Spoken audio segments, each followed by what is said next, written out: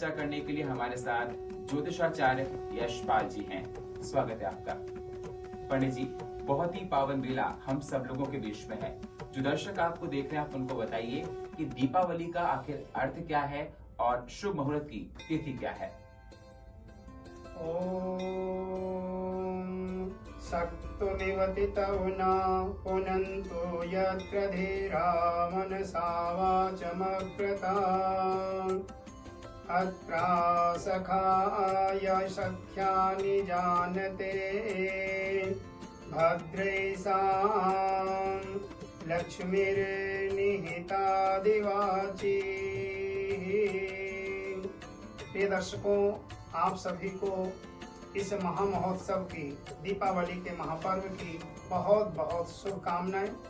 दीपावली का जो उत्सव है ये प्रकाश का उत्सव है, खुशी का उत्सव है।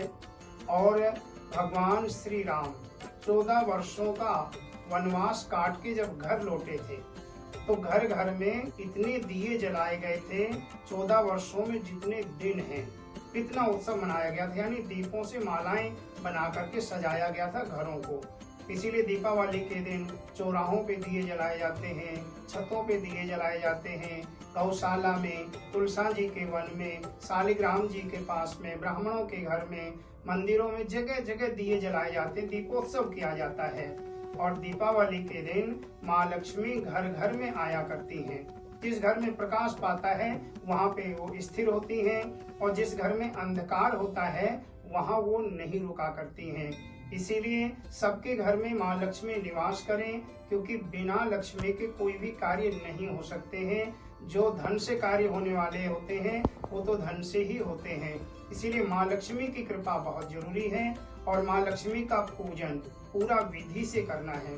क्योंकि इस बारी जो दीपावली है 24 अक्टूबर की है, क्योंकि 25 तारीख को अमावस्या है, लेकिन 25 तारीख को सूर्य ग्रहण होने की वजह से 24 तारीख में ही ये दीपोत्सव यानी दीपावली का उत्सव मनाया जाएगा।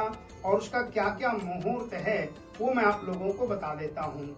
जो सुबह का मुहूर्त है, सुबह के समय आप 8:15 से और 12:45 तक ये विशेष मुहूर्त है पूजन का।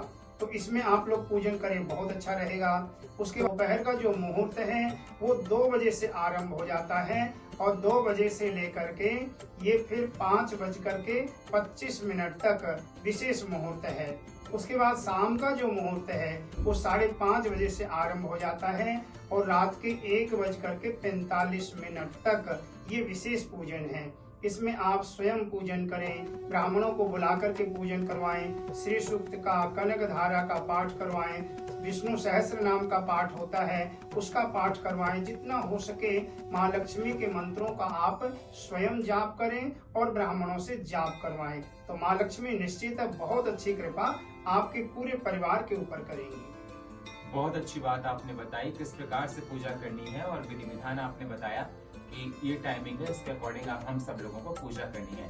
पंडित जी, शॉर्ट टाइम में बिल्कुल आप बताइए क्या कहते हैं कि विधि क्या है पूजा की। हाँ प्रिय दर्शकों, एक सेकंड दोबारा कहना, फोकस आउट हो गया। कौन से वाले का? ये वाला। पंडित जी, आपने बता दिया कि शुभ मुहूर्त क्या है। अब आप दर्शकों को ये बताइए कि पूजा का विधि विधान क्या है। सर घूमो, हल्का ज्यादा मत घूमो, थोड़ा घूमो, फेस खाली फेस कर लो, ना फोकस आउट जा रहा है। पंडित जी, आप दर्शकों को बताइए कि पूजा का विधान क्या है, कैसे हम लोगों को पूजा करनी है जिससे मां प्रसन्न हो। सुनील जी, ये प्रश्न आपने लोगों के लिए बहुत अच्छा किया है। विधि बहुत जरूरी है, और जब विधि से कोई भी कार्य होता है तो उसका 100% लाभ मिलता है। और माँ लक्ष्मी के पूजन की विधि क्या है? आप एक चौकी लें, चौकी के ऊपर पीला कपड़ा बिछाएं, पीले कपड़े के ऊपर पीले चावलों से सतिया बनाएं, एक कलश स्थापित करें और लक्ष्मी गणेश जी को वहां पे स्थापित करें। हो सके तो चांदी का एक सिक्का लक्ष्मी गणेश जी का वो भी रखें, ताकि आप पंचामृत से उस चांदी के सिक्के को स्नान करा के, शुद्ध जल से स्नान करा करके चौकी पे रखें। और जो भी सामग्री आपके पास में है उपलब्ध, उससे आप पूजन करें। माता रानी को टीका लगा दें, अक्षत लगा दें, पुष्प अर्पित करें। हो सके तो कमल का फूल जरूर रखें, और माँ को खील खिलौने वो जरूर चढ़ाएं। उसके बाद में पूरी पूजा करके माँ से प्रार्थना करें कि हे माँ लक्ष्मी, आप हमारे यहाँ श्री लक्ष्मी, मोक्ष लक्ष्मी, जय लक्ष्मी के रूप में स्थिर हों, सुख देने वाली, बरकत देने वाली होकर के आए। क्योंकि दीपावली के दिन माँ लक्ष्मी का पूरा 1650 से विधिवत पूजन किया जाता है और उनसे प्रार्थना की जाती है, तो पूरे वर्ष आपके यहाँ खूब बरकत होती है। माँ लक्ष्मी रिद्धि सिद्धि सुख संपत्ति के सहित आकर के बैठ जाती हैं और माँ लक्ष्मी के साथ में गणेश जी का, कुबेर का और भगवान विष्णु का पूजन करना न भूलें। इनका पूजन बहुत जरूरी है और जब सबका पूजन करेंगे तो माँ लक्ष्मी आपके यहाँ रूप से निवास करेंगी। बिल्कुल, पूरी विधि विधान से हम लोगों को पूजा अर्चना करनी है, जैसा पंडित जी बता रहे दर्शकों आपको। पंडित जी, विशेष मंत्र ऐसे कौन से हैं जो हम लोग आज उच्चारण करें जिससे माँ हमें आशीष दे और कुबेर के भंडार हमारे घर पर खुले? जी सुनील जी, माँ लक्ष्मी को प्रसन्न करने के लिए बहुत सारे मंत्र होते हैं। श्री सूक्त का पाठ किया जाता है, कनक धारा का पाठ किया जाता है, लेकिन ये सबके लिए सरल नहीं है, सब लोग इसका पाठ नहीं कर सकते हैं। तो हमारा ये प्रोग्राम है कि हर व्यक्ति सरलता से इस कार्य को करे और पूरा लाभ उठाए। तो आपको माँ लक्ष्मी को प्रसन्न करने वाला विशेष मंत्र मैं आप बता रहा हूँ। इस मंत्र को आप लोग लिख लें और इस मंत्र का जितना जाप करेंगे उतना आपके लिए अच्छा रहेगा। चलते फिरते उठते बैठते आप इसका जाप कर सकते हैं। और शाम के समय जब पूजन करेंगे तो पूजन के समय कमल गट्टे की माला से या फिर स्फटिक की माला से आपको ओम ह्रीं श्रीं महालक्ष्मी नमः, ओम ह्रीं श्रीं महालक्ष्मी नमः, ये माँ लक्ष्मी का बीज मंत्र है और इससे माँ लक्ष्मी प्रसन्न होती हैं और घर में धन धान्य के भंडार भर देती हैं, स्वयं स्थिर हो जाती हैं आकर के। तो इस मंत्र का आपको जाप करना है। बिल्कुल, इस मंत्र का जाप करना है जो पंडित जी ने आपको बताया है। पंडित जी, माँ को भोग किसका लगाएं जिससे माँ प्रसन्न हो? जी सुनील जी, भोग अनेकों प्रकार के माँ को लगाए जा सकते हैं। लड्डू का भोग भी माँ को लगता है, माखन मेवा का भोग भी लगता है, लेकिन जो विशेष भोग माँ का है वो खीर का है और इमरती का है। या दूध में इमरती भिगो करके उसका भोग लगाएं।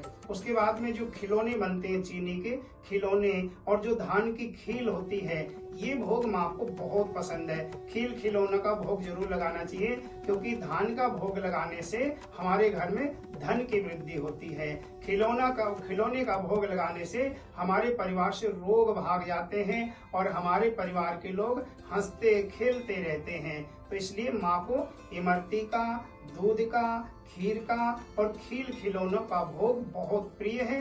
ये भोग आप लोग लगाएं। बिल्कुल, खील खिलौने का भोग जरूर लगाना है, पंडित जी ने कहा। साथ ही साथ आप लोग खीर का भोग लगाएं। और जिस प्रकार से पंडित जी ने कहा कि आरोग्य हमारी काया होती है, घर में कोई बीमारी नहीं आती है और धन संपदा घर में अपार बरसती है। रंगोली क्यों बनाते हैं, बंधनवार क्यों लगाते हैं? जी हाँ, क्योंकि माँ को सुंदरता बहुत पसंद है। आप अगर बंधनवार लगाते हैं दरवाजे के ऊपर तो माँ देखते ही हर्षित हो जाती हैं और हर्षित होकर के घर में प्रवेश करती हैं। और जो रंगोली बनाई जाती है, अनेकों प्रकार के रंगों से जब रंगोली बनाते हैं तो रंगोली को देख करके माँ रुक जाती हैं। मैं घर घर में माँ लक्ष्मी का पूजन होता है तो देखता हूँ माताएं बहनें इतनी सुंदर सुंदर रंगोली बनाती हैं। तो रंगोली बनाने का मतलब यही है माँ को रिझाना, माँ को अपने घर की तरफ आकर्षित करना। जिस घर में जितनी सुंदर रंगोली बनी होती है, जितनी सुंदर तोरण लगी हुई होती हैं, बंधनवार लगी होती हैं, उनके यहाँ माँ ज्यादा प्रसन्न होती हैं और ज्यादा दिनों तक उनके घरों में रुका करती हैं। बिल्कुल, आप लोग भी बहुत सुंदर रंगोली बनाएं और माँ लक्ष्मी को प्रसन्न करें। सुंदर सा बंधनवार तोरण घर के बाहर लगाएं। माँ देखिए कितना प्रसन्न होंगी और आपको मनवांछित फल मिलेगा। पंडित जी, अगली तारीख को ग्रहण लग रहा है और ग्रहण में कहा जाता है कि बहुत से कार्य निषेध होते हैं। दर्शकों को बताइए कि ग्रहण लगने से हमको कौन कौन सी बातों का ध्यान रखना है और जिस प्रकार से विसर्जन अगले दिन किया जाता है वो किस प्रकार होना है। प्रिय दर्शकों, 25 तारीख का सूर्य ग्रहण है और सूर्य ग्रहण हमारे भारतवर्ष में 2:30 बजे से ही आरंभ हो जाएगा, लेकिन यहाँ दिल्ली में 4:29 शाम को 4:29 से ग्रहण आरंभ होगा और सूर्यास्त तक ये ग्रहण चलता ही रहेगा, यानी 6:30 बजे शाम को ये ग्रहण समाप्त होगा। और सूर्य ग्रहण का जो सूतक लगता है वो 12 घंटे पहले ही लग जाता है, यानी कि रात 24 तारीख की रात को 2:30 बजे से इसका सूतक लग जाएगा। और सूतक में कोई भी पूजन पाठ आदि नहीं होता है, मंदिर देवालय सब बंद कर दिए जाते हैं।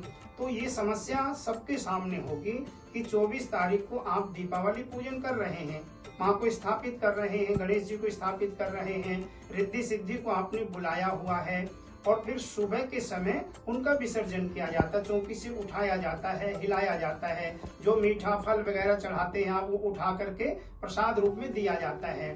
तो इस बार ही आपको क्या करना, सूतक लगने से पहले ही ये उठाना है। 24 तारीख को आपने पूजन कर लिया, रात को 12 बजे तक या 1 बजे तक ये सारी सामग्री आप वहां से उठा लें और माँ लक्ष्मी को वहीं पे बिठा करके पर्दा आपको लगा देना चाहिए, क्योंकि 25 तारीख को सारे दिन मंदिर बंद रहेंगे। जैसे कि 22 तारीख की धनतेरस हो गई, 23 तारीख की छोटी दिवाली हो गई, 24 की बड़ी दिवाली हम मना रहे हैं, 25 की छुट्टी रहेगी, 25 को कोई त्योहार नहीं है। एक दिन छोड़ करके फिर 26 तारीख का अन्नकूट है और 27 तारीख की भैया दूज होगी। इस प्रकार ये 5 दिनों का दीपावली का उत्सव मनाया जाता है। तो प्रिय दर्शकों, संशय वाली कोई बात नहीं है, रात्रि में सूतक लगने से पहले ही आपको सामग्री उठा लेनी चाहिए। बिल्कुल पंडित जी, लक्ष्मी प्राप्त करने का सरल उपाय दर्शकों को बताइए।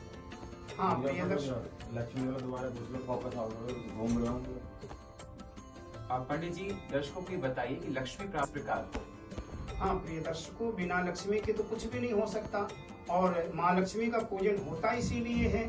जब माँ लक्ष्मी का विधिवत पूजन हम करते हैं तो माँ लक्ष्मी हमारे यहाँ अन्न धन के भंडार भर देती हैं। तो प्रिय दर्शकों, जो हर बार कार्य में असफल हो रहे हैं या कहीं सर्विस लगती है कुछ दिनों तक के लिए लगती है, या आमदनी है बरकत नहीं हो रही है, उनके लिए बहुत अचूक छोटा सा उपाय बता रहा हूँ। और ये उपाय क्या है, दीपावली के दिन आपको तिल का तेल शरीर में लगाना है, तिल के तेल की मालिश शरीर में करनी है, और उसके बाद में आप जल से स्नान कर लें। और फिर रात्रि में आपको ओम धन लक्ष्मी नमः, ओम धन लक्ष्मी नमः स्फटिक की माला से या कमल गट्टे की माला से इस मंत्र का आपको जाप करना है। निश्चित है धन धान्य की आपके यहाँ वृद्धि होगी। बिल्कुल, बहुत बहुत शुक्रिया पंडित जी, हमारे इस मंच पर आए और आपके दर्शकों को बहुत महत्वपूर्ण बातें बताई। पावन त्योहार हमारे बीच में है, सभी से उम्मीद ये करते हैं ये पावन बेला सभी के अच्छी निकले। बहुत बहुत शुक्रिया। तो देखा आपने, यशपाल जी ने आपको बताया, समझाया कि दीपावली के त्योहार को इस प्रकार मनाना है। उम्मीद है कि आप लोग इसी प्रकार से आनंदित होकर त्योहार को मनाएंगे और माँ लक्ष्मी आपके तमाम मनोरथ सिद्ध करेंगी।